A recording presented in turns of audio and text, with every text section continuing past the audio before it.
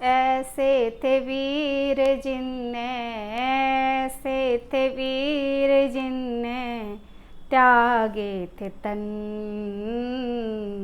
वतन के शहीदों को हमारा नमन, वतन के शहीदों को हमारा नमन।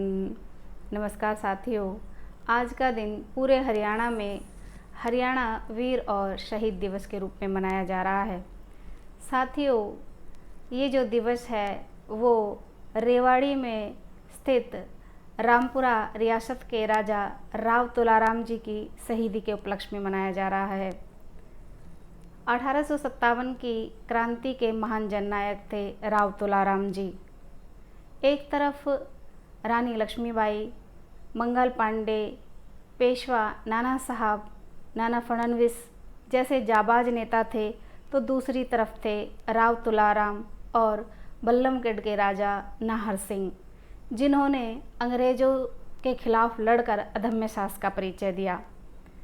राव तुलाराम जी का जन्म रेवाड़ी में स्थित रियासत में हुआ, जो कि रामपुरा में है। उनके पिता का नाम पूरण सिंह और माता का नाम ज्ञान कुंवर था।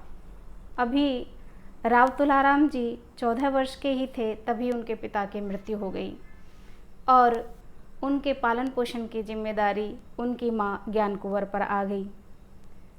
इस अल्पायु में ही उन्होंने अपनी रियासत की जिम्मेदारी निभाई। जिस समय वो छोटे थे, उसी समय अंग्रेज भारत पर भीषण अत्याचार कर रहे थे। हमारा देश अंग्रेज़ों के अधीन था। तरह तरह के भारतीयों पर अत्याचार किए जा रहे थे। भारत को इस ब्रिटिश साम्राज्य से मुक्ति दिलाने के लिए राव तुलाराम जी ने भरसक प्रयत्न किए। उन्होंने अपने भाई गोविंद सिंह के साथ मिलकर अंग्रेज़ों के खिलाफ 16 नवंबर 1857 में नारनौल के नसीबपुर में लड़ाई की। वहाँ पर कैप्टन जेराल्ड और वॉलेस को मौत के घाट उतार दिया। जब वो अंग्रेज़ों से लड़ रहे थे, उनकी सेना में 5000 सैनिक थे, परंतु अंग्रेज़ों का जो साथ है वो हमारे देश की ही बहुत सी रियासतों ने जब उनका साथ दिया, तो अपने ही देश में हम बेगाने हो गए। राव तुलाराम जी अंग्रेज़ों से जीत नहीं पाए और वो मदद लेने के लिए वहाँ से वेश बदल कर निकल गए।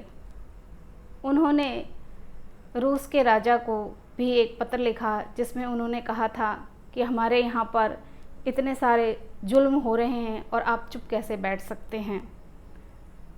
राव तुलाराम जी जब काबुल गए, अफ़गानिस्तान में जो काबुल है वहाँ पर वो वहीं बीमार हो गए और बीमारी से 23 सितंबर 1863 को उनकी मृत्यु हो गई। ऐसे वीर शहीद को हम बार बार नमन करते हैं। इसी तरह बल्लभगढ़ में राजा नाहर सिंह, जो अंग्रेज़ों के खिलाफ लोहा ले रहे थे, उन्हें भी अंग्रेज़ों ने फांसी दे दी। हमारे देश में हमेशा ही वीर योद्धाओं ने जमकर लड़ाई की और अपने अदम्य साहस का परिचय दिया।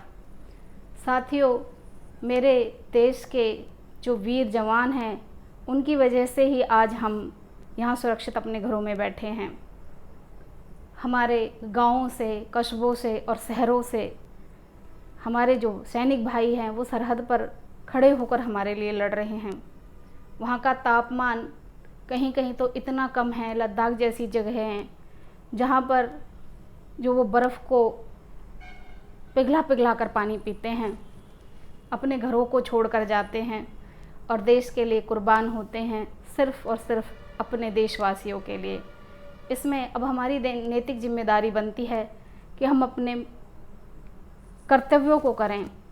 हम भारत को स्वच्छ बनाएं, नशा मुक्त बनाएं, नारी शिक्षा से उज्जवल बनाएं, बेटियों को बचाएं, बेटियों को पढ़ाएं और युवाओं को सही मार्ग पर ले जाएं। बस एक अंतिम लाइन के साथ ही मैं अपने वक्तव्य को विराम देती हूँ। जो भरा नहीं है भावों से, जिसमें बहती रसधार नहीं, वह हृदय नहीं है, पत्थर है, जिसमें स्वदेश का प्यार नहीं, जिसमें स्वदेश का प्यार नहीं। धन्यवाद।